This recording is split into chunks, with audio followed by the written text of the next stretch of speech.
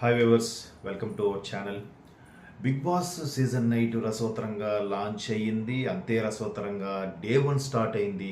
అసలు డే 1లోనే అందరూ పరిచయాలు ఉంటుంటే డే 2లోకి ఎటువంటి మెలికి పెడతాడు బిగ్ బాస్ అనుకునే టైంకి ఎగ్జాక్ట్గా ఒక అనిల్ రావిపూడి గారిని దర్శకుడిగా ఇంట్రడ్యూస్ చేశారు. చేసిన వెంటనే నాగమణి ఎప్పుడైతే మనకి ఇక్కడికి తీసుకురావడం జరిగిందో, ప్రాంక్ అని చెప్పి ప్రూవ్ చేసి మళ్ళీ లోపలికి వెళ్ళారో అక్కడ స్టార్ట్ అయింది. ఆ నాగమణి ఇంకా అదే దీంతో ఎవరెవరు నాకు ఓటు వేశారు, ఎవరెవరు నా గురించి నలుగురు టపటపా చెప్పారు, ఇంకా వాళ్ళ మీద ఆయన అదే సీరియస్గా మెయింటైన్ చేసి వాడు అలాగే వేస్తున్నాడు, వీడు డామినేట్ చేయని చూస్తున్నాడు అని అప్పుడే స్టార్ట్ చేశాడు.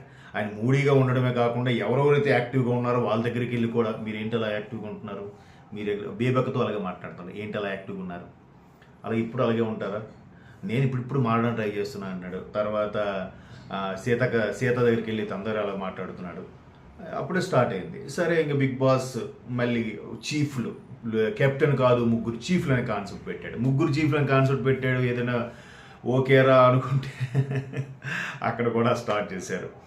ఇంకా ఒకరు గెలిచి ఒకరు గెలవకపోవడం, గెలిచిన వాళ్ళు ఓకే అంతా అయిపోయింది అనుకుంటే ఆరుగురిలోకి ఎవరు మన శేఖర్ భాష, నిఖిలు, నబీలు, బేబక్క, యష్మి, నైనిక, ఈ ఆరుగురిలో ముగ్గురు చీఫ్ అవుతారనేసరికి నిఖిల్ అయిపోయాడు. తర్వాత రెండో రౌండ్లో నైనిక మన కోన్స్ ఏదైతే తిరగేసి పెట్టడం సక్సెస్ అయిపోయింది, తను అయిపోయింది. వీళ్ళిద్దరు కలిసి ఉన్న వాళ్ళలో ఒకరిని చూస్ చేయాలంట. వాళ్ళ అభిప్రాయం తగ్గట్టుగా ఏదో అంటారు, అవుతుంది. కానీ ఆ డెసిషన్ కూడా రాంగ్ చెప్పడం, వెంటనే సీత, ఈ సోనియా కలిసి మాట్లాడడం. ఈ సోనియా అక్కడ అంతకుముందు శేఖర్ భాష జస్ట్ ఫ్రూట్ మనం ఎవరు కలమన్నప్పుడు కూడా జామకాయలు గట్రా ఇట్లా ఎగరేసి ఇలా అనుకొని తింటుంటాం. కింద పడగానే మళ్ళీ కింద మన ఫ్యాంట్కి రబ్ చేసేసి తినేస్తాం. అంత మాత్రాన ఫుడ్కి అక్కడ నెగ్లెక్ట్ చేసాము, ఫుడ్ని అవమానించామని కాదు, సరదా అంతే. అంటే అలాంటప్పుడు ఒక పికింగ్ స్పాట్ లాగా వెళ్ళి బిగ్ బాస్ ఇంట్లో ఎంటర్ అయ్యారు కాబట్టి అలా ఫీల్ అవుతారు.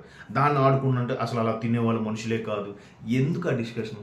ఆ సోనియా కూడా పోనీ వాళ్ళిద్దరు కలిసి ఏదో డెసిషన్ చెప్పారు, అసలైన వాళ్ళు ఊరుకున్నారు. ఎవరు, బేబక్క మీకు ఎలా ఉందంటే ఓకే అంది. తర్వాత శేఖర్ భాష, సార్ మీకు కొంచెం హైపర్ అవుతున్నారు అంటే ఆయన ఊరుకున్నాడు. నబీలు మీరు ఎక్కువగా కలిసినట్టు అనిపించలేదంటే ఆయన ఊరుకున్నాడు.